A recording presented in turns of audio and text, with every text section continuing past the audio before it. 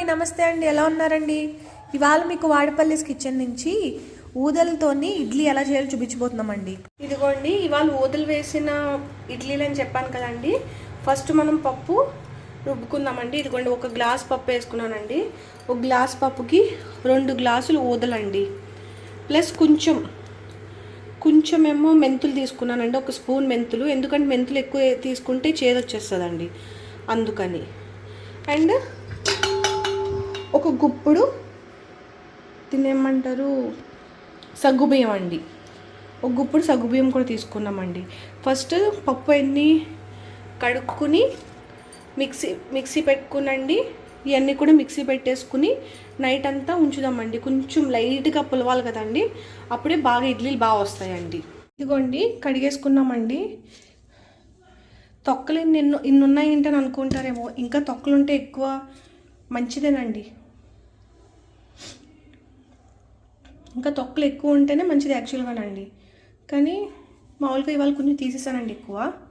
First ఇది రుబ్బుకుందాము. ఇదిగోండి, మినప్పప్పు రుబ్బేసుకున్నామండి. ఇప్పుడు ఇది పక్కకు తీసేసుకుని ఊదలు, మెంతులు, సగ్గుబియ్యం ఉన్నాయి కదండి, అవి కూడా మిక్సీ పెట్టేసుకుందామండి. ఇదిగోండి, మినప్పిండి పక్కకు తీసేసుకున్నాను. ఇప్పుడు ఈ మిక్సీ పెట్టుకుందామండి. ఇదిగోండి, చూసారండి, మిక్సీ పెట్టేసుకున్నాము. ఇది కూడా మినప్పిండిలో కలిపేసుకుందామండి. ఇదిగోండి, చూసారండి, ఇప్పుడు 2 కలిపేసుకుందామండి. ఇలా బాగానే మిక్సీ వేసుకుని నైట్ అంతా బయట ఉంచేసుకోవాలండి. కొంచెం పులుస్తానండి, ఇడ్లీ భలే మెత్తగా స్పాంజిలాగా వస్తాయండి. మీరు మామూలుగా రవ్వ ఇడ్లీ కంటే ఇదే బాగా ఇష్టపడతారు, మీరు తిన్నారంటే ఒక్కసారి, అంత బాగుంటాయండి.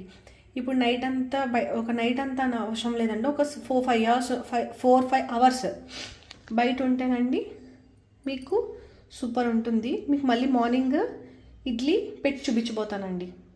నైట్ అంతా ఉంచుదామండి. ఇప్పుడు ఇదిగోండి, పులిసిందండి. ఇప్పుడు ఇందులో కొంచెం సాల్ట్ వేసుకుందాము. ఇదిగోండి, ఇడ్లీ పిండిలో సాల్ట్ ఎక్కువ వేసుకోకూడదండి, ఎక్కువ అయిపోతుంది. ఇది కొంచెం చూసారండి గట్టిగా ఉంది కదా, కొంచెం వాటర్ వేసుకుందాము, అప్పుడే మెత్తగా వస్తాయి ఇడ్లీలు స్పాంజిలాగా. ఇదిగోండి, ఇడ్లీ పెట్టిన దాంట్లోనేమో కొంచెం నెయ్యి వేసుకోవాలండి, ఇలాగా నెయ్యి పాముకోవాలి. అప్పుడు అన్నిట్లోని ఇలా వేసుకుని ఇడ్లీ వేసుకుని ఉడికే వరకు వెయిట్ చేయాలండి. మనం స్టవ్ మీద పెట్టుకున్న తర్వాత ఉడికిందో లేదో ఎలా చూడాలంటేనండి, కొంచెం వేళ్ళకి నీళ్ళు తడి చేసుకుని అప్పుడు ఇలా టచ్ చేసి చూస్తే అంటుకోకుండా ఉంటే అప్పుడు ఇడ్లీ అయిపోయినట్టేనండి. మీకు చూపిస్తానండి అయిన తర్వాత. ఇదిగోండి, తడి చేసుకున్నాను. ఇదిగోండి, చూసారండి, అంటుకోలేదు. ఇలా అంటుకోకపోతే అయినట్టేనండి. ఇప్పుడు తీసుకుందామండి ఇడ్లీ. వైటు బియ్యం రవ్వ తినకూడదని ఊదలతో ఇడ్లీలు చేసామండి. ఇంకేమీ కదండి చూపించడానికి విశేషం. ఇడ్లీ అందరూ చేస్తారండి. ఒంతుకు 2 వంతులు వేసి, మనకి వైటు పదార్థాలు ఎక్కువ వెళ్ళకూడదు అంటున్నారు పొట్టలోకి. దాని నుంచి నేను ఇప్పుడు ఇలా చేసుకుంటున్నామండి. ఇదిగో చట్నీ అయితే చేసి ఉంచుకున్నాము, కొబ్బరి చట్నీ అండి. ఇప్పుడు ఎందుకంటే కార్తీక మాసం కదండి, ఇప్పుడు కొబ్బరికాయలు కూడా ఉంటున్నాయండి ఇంట్లోనే. కొబ్బరి చట్నీ చేసుకుని, ఇది మీరు ఊదలతో కానీ, సాములతో కానీ, కొర్రలతో కానీ, దేనితో అయినా మీరు ఇడ్లీ చేసుకుని బ్రహ్మాండంగా ఉంటున్నాయండి. దోశలు కూడా వీటితోనే వేసుకోండి. బియ్యం పిండి మంచిది కాదంటున్నారండి బయటిది. ఇదిగోండి, చూడండి ఎంత బాగా పొంగినాయండి. మనం మొత్తం సేమ్ నోక ఇడ్లీలాగా వచ్చినాయండి. అయ్యండి, వావ్. ఈ ఆకలి కూడా ఇవ్వండి, 3-4 తినేసారంటే గమ్మున ఆకలి కూడా ఉండదండి. రేట్ ఎక్కువ కొంచెం అండి, కిలో 80-90 అలా ఉన్నాయండి, కానీ ఆకలి ఉండవండి మీకు. ఇదిగోండి ఇడ్లీ చూడండి. అంతేగాని మీరు కూడా చేసుకుని తింటారని ఊదలో, సాములు, కొర్రలు, అడ్డుకొర్రలు ఏ అయినా పర్లేదండి. అటు ఇడ్లీ మీకు ఒంతుకు 2 వంతులు వేసుకుంటే బ్రహ్మాండంగా ఉంటాయండి. మన మామూలు ఇడ్లీలాగే ఉంటాయండి, ఏం తెలియవండి. దానికి తోడు మనకు ఆరోగ్యానికి మంచిదండి. ఇంకేంటి, ఇదిగోండి పచ్చడి.